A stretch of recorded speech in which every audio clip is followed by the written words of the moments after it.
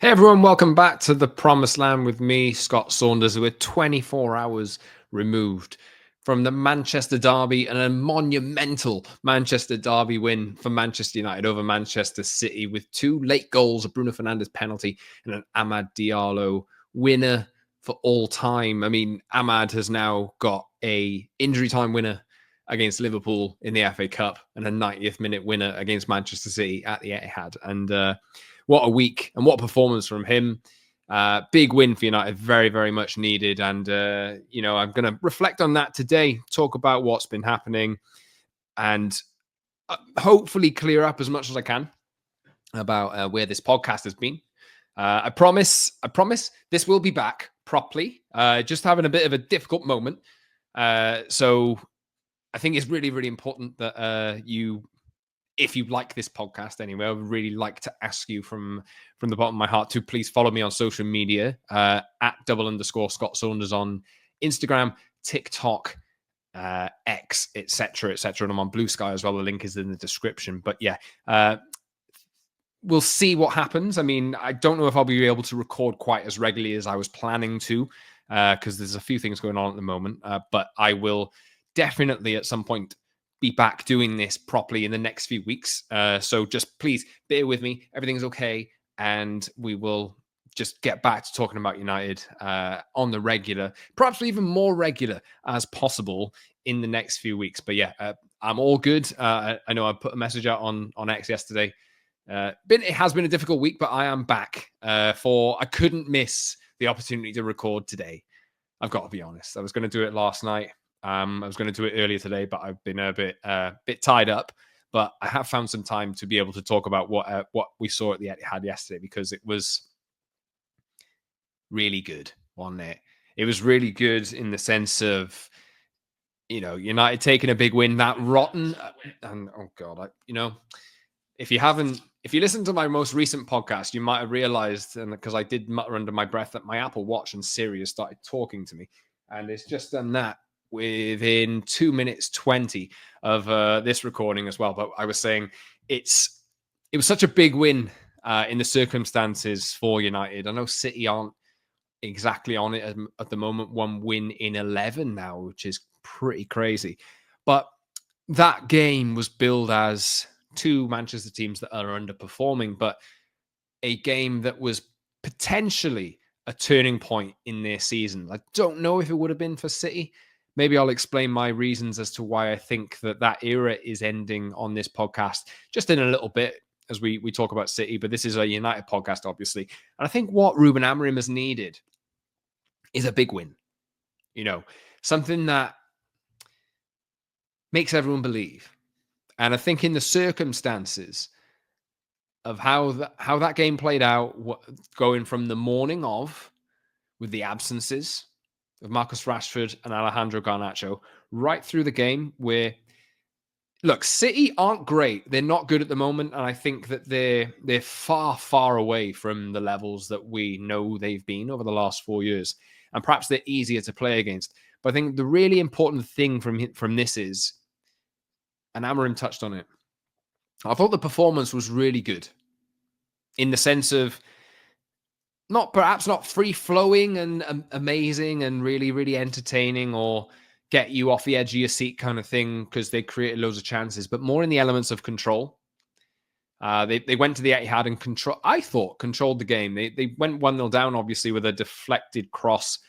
And there's another set piece. Obviously, this is a problem that United have got to try and fix, conceding from set pieces. Guardiola scoring the opening goal for City. And you just thought, again, like United have been half decent here, but they've given away a cheap goal and they never come from behind to win matches. But I think the way that they reacted to that, I don't really recall many other chances that City had. Phil Foden had one jinking run, which forced a save from Andre Onana, deflected around the post. But City were not cutting United open. And if anything, it was United who were perhaps, if there was one team I had to pick to win the game that deserved it, it would have been United, even at 1-0. And it just so happened that they managed to pull 2 goals out of the bag in the last 3 to 7 minutes or whatever it was, if you include the injury time. And I think what Ruben Amorim needed really was a big win like that to validify.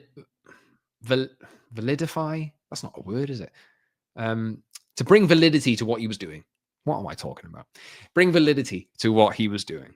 And we're seeing not gradual improvements all the time. I wouldn't say that. But we saw a lot in that team yesterday that was good, that is able to be worked on. And I think what the players need is to go into a big game like that and get validation. Validation. Sorry, if you're listening to this and you're thinking, just say validation, Scott. Just say validation. Right, it's come to me now. Validation. Just have a bit of validation that what you've been working on and what the manager or the head coach has been telling you, this is where you need to be, use this, pass this way, or even things like the centre backs who were really aggressive going forward and meeting their attacker, like high up the pitch, going and pressing and forcing the ball backwards. I noticed a lot of that.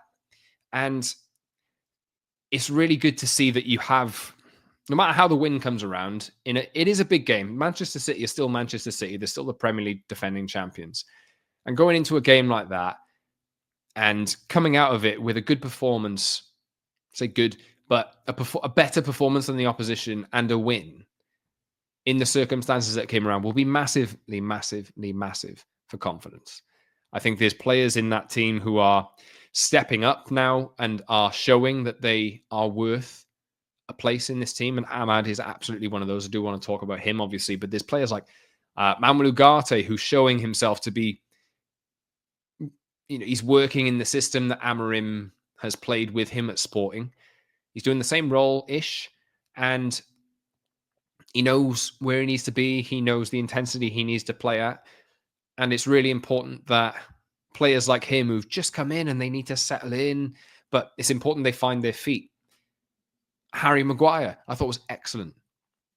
And who'd have ever thought, really, a few weeks ago that Harry Maguire would be trusted in a big game like that?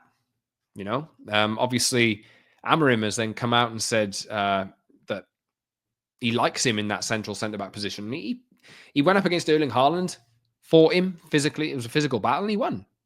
He won that. There's other players. Licha Martinez looked a lot better. He's been quite shaky recently, but he looked a lot better. Matthias de Ligt, I think, has been pretty solid. Nusal Mazraoui. Damn. Wow. He is slotted in and probably is the best summer signing that United have made. An absolute bargain. I know everybody's talking about this. 13 million quid, 15 million euros or whatever it is. This guy has come in and has just fit in seamlessly. He has all the basics. He got skinned by Jeremy Doku once or twice, but I think after a little while where he got used to what the feint that Doku does, I think he then ended up figuring him out, dispossessing him and carrying the ball forward. And that happened for his dispossession of an opposing player happened in the lead up, and he created the lead up to the chance that put Bruno Fernandes through that he put wide. So I think his ability to take the ball off the opposition, drive into midfield and drive through spaces, good feet, good footwork, can spot a pass as well. He passed it into Rasmus Højlund, who cut the defense open with a pass for Bruno, who put it wide. And I thought at that point, that's the chance. That's the chance that United need. And they've missed it. But I think that gave them encouragement. And Mazraoui has been really good. There's other players in this team who have been really good as well. I think it might take a little bit of an adjustment for Kobbie Mainoo, perhaps. We all know the talent he's got, but I think being in those two midfield positions, I think in the first few weeks, you think maybe he needs some time to adjust a little bit. But I thought he was, after starting a little bit slowly, I thought he grew into the game, and I thought he was really good in the end. And I don't want to go through the whole team, but I did say a few weeks ago, and he didn't score yesterday, but I did say a few weeks ago on this pod, I think, that Rasmus Højlund is the kind of striker that Ruben Amorim is going to want to use. And before that game, I think he had 5 goals in 4 or 6 in 5. And obviously scored in Europe as well. And is showing that he has that about him. Obviously that pass through for Bruno Fernandes was showing that maybe he can be a provider. He can offer that side of the game as well. But I think Højlund has been, there's definitely levels to unlock in Rasmus Højlund, and I'm really glad that he's starting to show that he does have that appetite for goal. I think we've always known that's there, but the problem has been that the players don't pass to him. But he does seem more involved now, and even Joshua Zirkzee as well, who came on, Anthony, who came on as well, and I think made a difference in an attacking sense with his ability to carry the ball from wing back. So, look, I don't want to run through the whole team, like I say, but it's good to see that we're starting to get different levels of performance and better levels of performance out of the players. But I will caveat that by saying, I've got written down, it's only City. And I say that in the nicest, well, do I? It's only City. City are different. City are very different. So I think the lesson or the thing I want to take out of this and maybe stress at this point is, I'm sure that there's not many people who are thinking that we beat City, so we're back.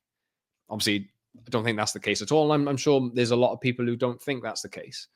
But I just wanted to nail down that I think City won 1-11. Crazy.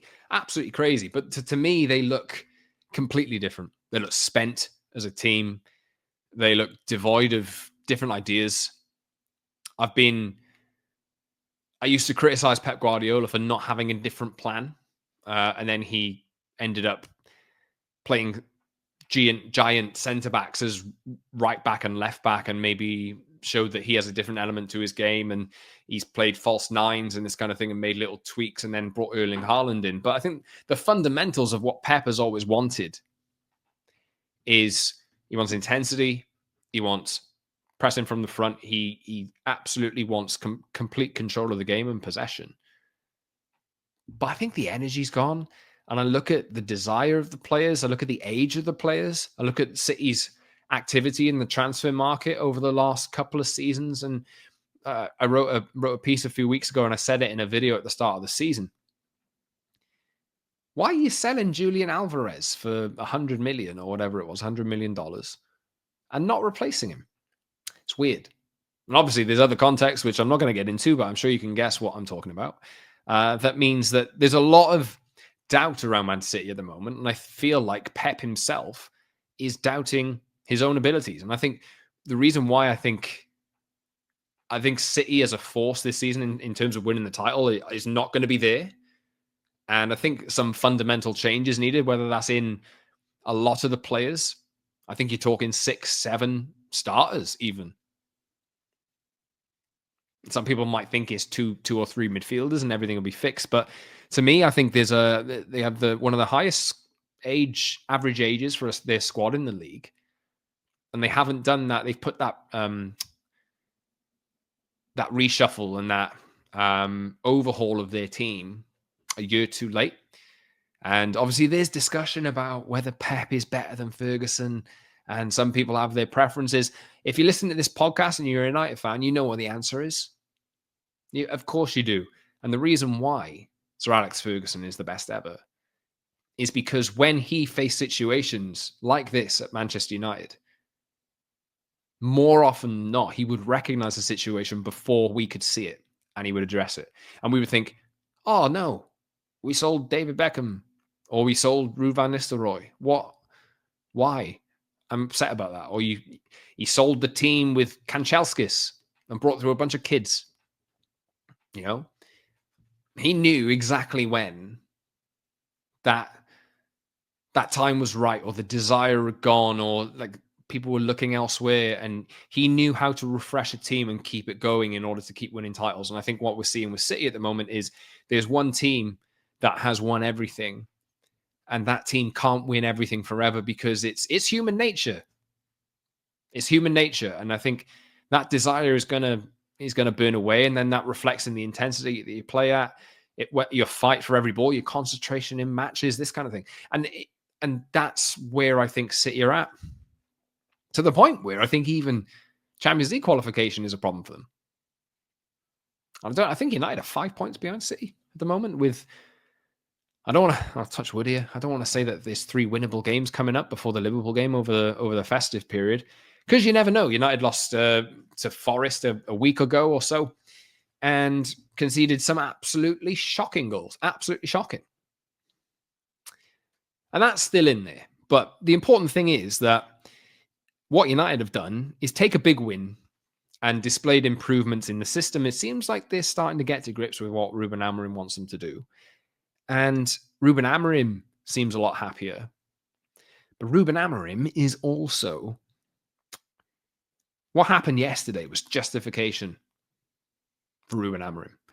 And justification for what Ruben Amorim has to bring to this Manchester United squad. And that's discipline. And obviously, the big headlines before this game were no Marcus Rashford and Alejandro Garnacho in the squad at all. They completely left out, and it emerged after that they trained on Sunday morning. And Ruben Amorim watched them, and he said they trained great. And this week coming is a new week, and they will have a chance to be in the squad for Tottenham on Thursday.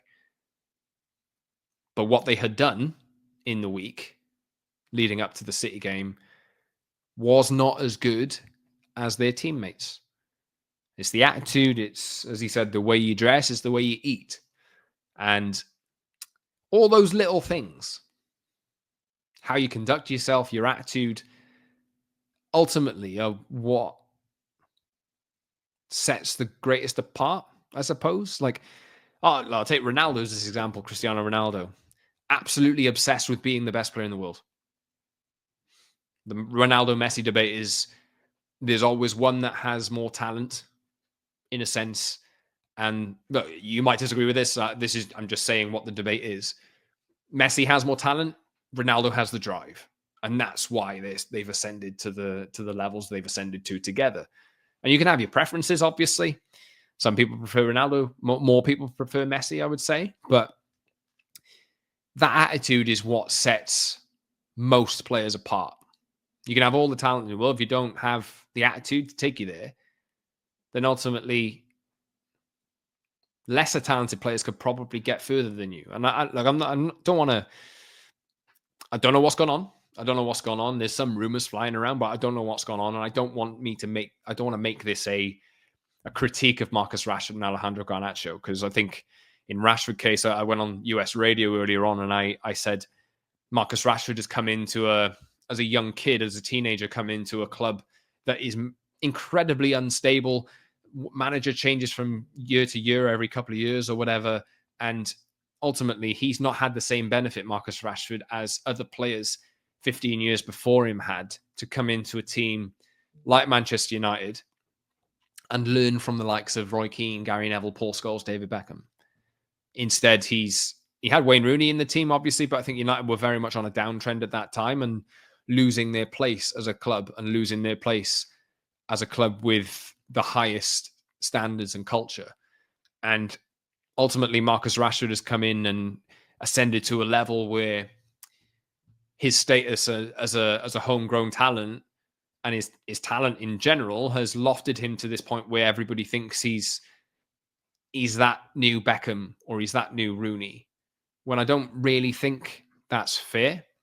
And that can be a lot to carry for any player, no matter who you are, really. And I don't think it's... There's a question coming about Marcus Rashford. He's 27 years old now. It's a clean slate for him, as Ruben Amorim said, from today. So let's see what he delivers, if the attitude's right in training. Because there's other players in his position who are playing better than him at the moment. And what should happen with this team and what should happen with Manchester United, what should happen with any successful team, really, is you get in the team based on merit and based on your efforts. There should be no guaranteed starters. United are 13th in the league. There should be no guaranteed starters in this team. Everybody should be working as hard as they possibly can and showing every correct characteristic to justify their place in the team. And that's how it should be.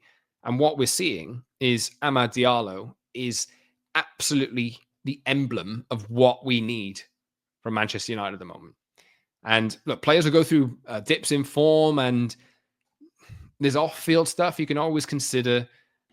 Obviously, the human beings at the end of the day. But I think what we need to see is more players like AMAD, or players taking a a leaf out of Ahmad's book and a page out of Ahmad's book and displaying the kind of desire, determination to run forwards, run backwards. The reason why he won the penalty for the equalizer was, if you look at it to start with, his high press. It forced a pass, and then he was in a position, having done that high press, to do another press or anticipate that the pass from Matheus Nunes was going back into an area where he could retrieve it, and he won the penalty because of it. If he hadn't have made that first press in the first place, he wouldn't have got the ball. So that's the kind of attitude. That was the 88th minute, 87th minute, 86th minute, or whatever it was. That kid is displaying everything that you need to see for Man United to pull themselves out of this mess. And if more players follow his example, United will get there faster. And look, in Rashford and Garnacho's cases, it's a challenge for them. I put Garnacho in the same boat as Rashford as well. There's obviously speculation about team leaks and this kind of thing, and who's done what, which should be eradicated. That shouldn't be happening, absolutely, and is another indicator of the cultural problems that I suppose that United are having. But Marcus Rashford and Alejandro Garnacho are both academy products, obviously. They both play in similar positions. They can play together. They've delivered big goals for United, but at the same time, I suppose there's an expectation that's been put on them that means sometimes it's pretty difficult to deal with. And you get, at Garnacho's age, a lot of criticism from people who don't believe he's the technically greatest player in the world. And there's work to do there.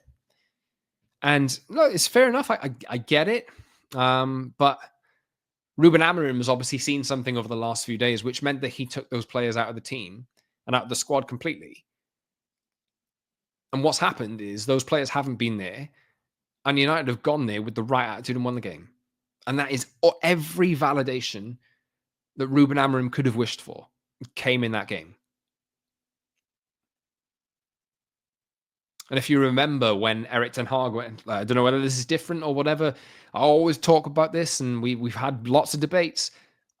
Sorry to mention Ten Hag again, the Arsenal game where Garnacho goes through at the start of last season, is marginally off, scores a goal, but is marginally offside, and then Arsenal go down the other end and score twice, and United lose the game. In that instance, if Erik ten Hag had said the same about Jadon Sancho that he said that day, and United had won the game, and that wasn't offside, maybe the picture would have been completely different because the manager would have been validated with his decision. But obviously that wasn't the case, and then that was a story for the rest of the year and beyond, to the point where Jadon Sancho ended up leaving for Chelsea, and for Borussia Dortmund. So Amorim, really, can you imagine? I have no doubt that he would have dealt with it well, because I think what Ruben Amorim is displaying is a lot of maturity, and he's very forthright and he's fair. But if United hadn't have gone and won that game, it might have been a problem. You know, it might have been more of a problem than the media are still talking about it, obviously. But it probably would have been a hell of a lot worse if United hadn't have got the 3 points. So look, I think it's just important that what happened is United went to this game and ultimately took the 3 points. And I think what the important thing to remember here is United were better on the day, I think, and the display had some good qualities in it. They're by no means a finished product at all. And look, they could go to Tottenham on Thursday night and lose and go out of the League Cup, or drop points next weekend. And ultimately, this game might not be the start that we hope it could be. But at the same time, it's a great thing to build on. It's a really, really good thing to build on. And of course, as a fan, as a supporter, it was fun. Really, really good. The away end looked incredible. To be fair, the videos that I've seen since have been great. The Rasmus Højlund Instagram post, if you haven't seen it already, just go check it out. It's just on his Instagram, or it's floating around social media, of his incident with Carl Walker and his little poem. Perfect. There's players dancing in the dressing room, videos coming out. And it's a good moment for United. It's really important that but this is the thing. It's so really important that they don't just think we beat City. They need to now learn what they did well in that game and reapply it and reapply it and reapply it over again and keep building on it, because ultimately United have had big wins over City and big wins over rival teams in the past. And then the next week they've gone and lost.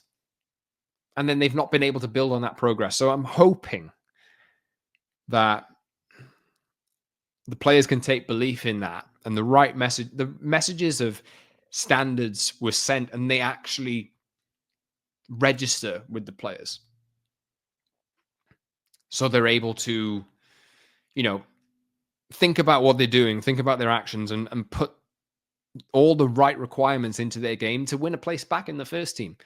And no player, Rashford or Garnacho or whoever it is, should be above the baseline standards. Every standard should not be a question at Man United. They shouldn't be, but they are. When we see a player running, and the fact that AMAD won the game, but the fact that I'm talking about him chasing every ball as a positive, every player should be doing that. Every player should be. But in order to get back to that point, examples like that need to be set so that players can go, oh my God, it actually does work, doesn't it? So, look, I think I've been talking for 27 minutes there, or 26 minutes or whatever it is. And I suppose the message is fantastic win, amazing win. Absolutely loved it. Brilliant, brilliant experience. But as Ruben Amorim did say, and he said this about AMAD as well, it's important we keep AMAD at a level and keep him doing that consistently. And Bruno Fernandes said it as well. And it's just about the team in general. You might have beaten City, but City are on a downward trend, won 1 in 11. And ultimately, the important thing is that it's just one win. And in order for United to get back on the path to recovery, they need more.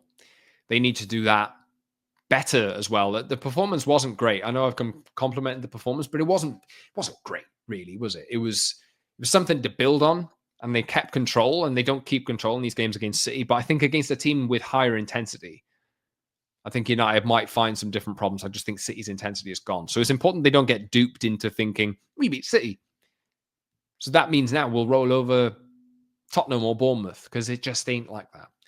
So getting the attitude right is the most important thing. Getting 3 points every game, it is really important. United need to climb the table. They're 13th in the league. United have won a few in the Europa League now as well. So United are getting back to, hopefully they can secure over the next, I think it doesn't end until January, but if they can end up winning their remaining games and get in 2 extra games out of the calendar so they don't have to play a qualifier for the last 16, I think it is, then that will give them more time on the training pitch to either train more or rest more. And that will be really, really valuable given the volume of games that there are. But look, I think it's important to remember that it's a big win, but at the same time, this is probably the first brick built on a very, very big wall, which there's lots and lots and lots to do. But this type of win, and in the fashion it came in as well, is so important for team morale and team belief, and for the coach to instill his ideas. So let's keep our fingers crossed for more positive stuff out of United. It was a great Sunday afternoon, or a great final 5 minutes of the football on the Sunday afternoon, and a great result in the end. And look, there's been some dark times of this club over the last few years, and they are by no means fixed yet, but really important to get that. And let's hope now that they can start building on it. But anyway, yeah, I'm not quite sure when I'll be back yet. So I just wanted to finish off today with a bit on the pod's future. I touched on it at the top, but look, I think I really, really, really, really appreciate everybody who listens to this podcast, and I thank you so, so much. I do apologize for saying a few times in the past that I'll be back twice a week, because I know I have said this. I'll be back twice a week, and that'll be the case. That is still the intention. Hopefully more coming soon. But there's just a few things going on at the moment, which means like life's taken over in a sense, I guess. So I need whenever I can find the right times to record, I will, and I'll drop an episode, because I know that people are missing it according to my replies and my DMs. So a big thanks to everyone who listens to this and who needs it. And yeah, the important thing is everything's okay. And in terms of the future, I don't know when I'll know something yet, but it won't be too long. And we'll see how it goes. But like, look, I'm not going anywhere. I just might be a little bit irregular. And yeah, let's see how it goes, I suppose. But thank you so much, everyone, for your concerns and for your messages and for your continued support, for continuing to download or watch on YouTube. You can subscribe to it if you have subscribed to the show if you haven't done so already.